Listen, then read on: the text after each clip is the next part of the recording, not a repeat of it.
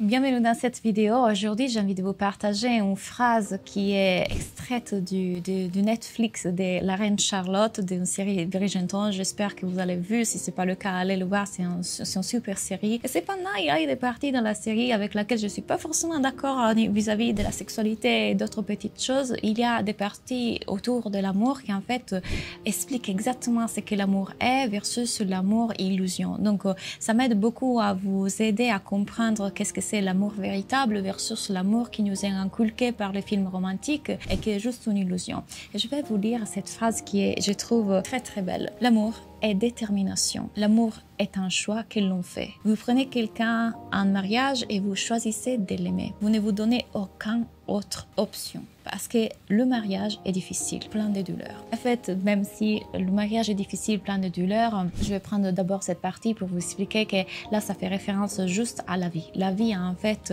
il y a de la souffrance et la souffrance fait partie de la vie. La douleur fait partie de la vie. On ne peut pas imaginer que dans une relation, il y a que des hauts et que tout soit rose. Cependant, en fait, c'est exactement ce qui nous est inculqué et qui veulent nous faire croire dans les films romantiques. Parce que si vous voyez, en fait, les films romantiques sont toujours basés sur la lune de miel et ils s'arrêtent tout le temps à la partie dans laquelle ils sont heureux, elles commencent leur vie heureux. Mais en fait, les relations, c'est pas comme ça. Les relations, c'est des hauts, des bas, il y a des moments de souffrance, il y aura même des moments de cœur brisé dans une relation. Cependant, puisse être une relation saine et épanouie. Et c'est tout à fait normal. Et dans cette phrase, ce dialogue en fait du film, elle explique que l'amour est détermination, l'amour est un choix. Et vous voyez, le plus grand problème de notre société et qui cause beaucoup de problèmes dans nos relations, beaucoup de traumas et beaucoup de conflits, c'est qu'on croit que l'amour est une émotion. L'amour est un truc éphémère et passagère qui nous tombe dessus. On tombe en amour. On devrait ressentir de l'amour avec cette personne au premier regard. On devrait le savoir. Et c'est un coup de foudre. Et quand c'est le vrai amour, tout le sait.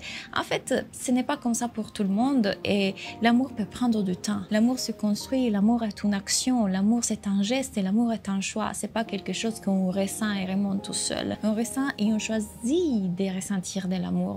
On choisit d'aimer cette personne et faire des actions d'amour tous les jours. Et donc, le plus grand problème, c'est que les gens disent « Ah, je l'aime plus. Je l'aime plus, voilà, j'ai perdu l'amour pour cette personne et donc, voilà, je dois le quitter. » L'amour ne se perd pas. L'amour se construit et se reconstruit encore et encore. Et en fait, pour moi, la base de pouvoir construire une relation saine et l'amour véritable réside dans le fait que tous les deux parties ont le désir de faire un travail sur soi, de s'explorer à soi, de faire un travail de thérapie sur tous nos schémas et problèmes et traumas inconscients et de grandir ensemble.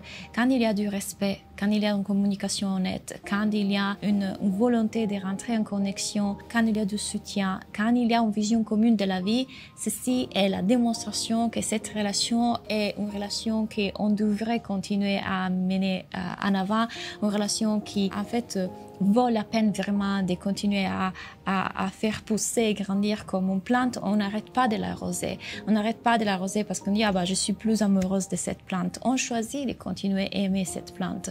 On choisit de continuer de lui donner amour, engagement, présence. Les personnes qui disent « Bah, je t'aime plus » sont des personnes qui en fait croient que l'amour vient et passe, croient que l'amour est une émotion qui va et passe. L'amour est quelque chose qu'on choisit et quelque chose qui demande du courage et de la détermination. Et du coup, vous allez me dire, mais Claudia, mais si je ne ressens plus ces émotions et que je sentais au début, c'est normal, parce qu'au début, vous avez des hormones qui se déclenchent, l'oxytocine, la dopamine. Et en fait, vous attendez de pouvoir ressentir ça constamment dans votre relation parce que les films romantiques vous font croire ça, alors que l'amour, le vrai, est quelque chose qui va devenir tellement plus profond et plus mûr dans le temps. Et il y aura des moments dans lesquels il y aura aussi ces grands hauts d'oxytocine, des passions, etc. Mais vous explorez un amour tellement plus profond, tellement plus vrai. C'est comme l'amour pour Dieu. C'est comme l'amour pour plus grand. Moi, mon copain, on dit souvent, on est en relation à trois. Il y a toi, moi et Dieu. Et en fait, c'est mon copain qui m'a aidé à voir les choses comme ça parce qu'au début, il me disait, moi, je suis 100% engagée avec toi. Et moi, c'est Dieu, en fait, qui m'a mis ici et honore notre relation comme une relation dans laquelle il y a aussi Dieu. Pour moi, c'est un choix, le choix de t'aimer. Et je suis en train de décider, je suis déterminée à t'aimer. Et ça a été difficile pour lui parce que moi, au début, je expérimenté beaucoup de tocs du couple, beaucoup d'anxiété relationnelle. Donc parfois je voulais fuir la relation, parfois j'avais des doutes, parfois j'étais super amoureuse, puis je ne savais plus. Mon attachement, c'était un attachement désorganisé. Je vous ai créé des vidéos sur les différents styles d'attachement, même un quiz que vous pouvez faire ici en bas. Et donc forcément, je croyais qu'en fait, j'étais pas forcément amoureuse. Mais en fait, j'ai appris à aimer cette personne avec le temps, l'accepter, l'accueillir dans mon cœur, puisque j'ai appris à m'aimer, m'accepter à moi, et j'ai choisi de l'aimer.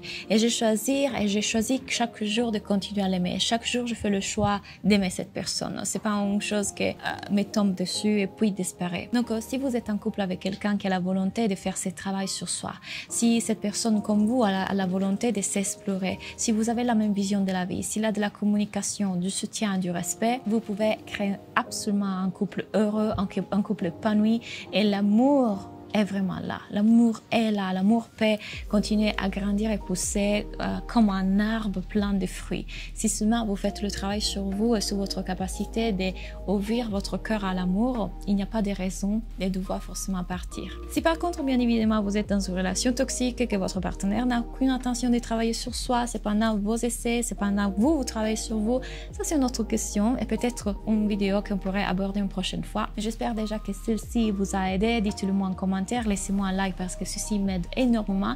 Faites le quiz si cela peut vous aider. Et rappelez-vous que si vous voulez travailler avec moi, il y a plein de façons pour faire ça. Allez les découvrir ici en bas. Bye.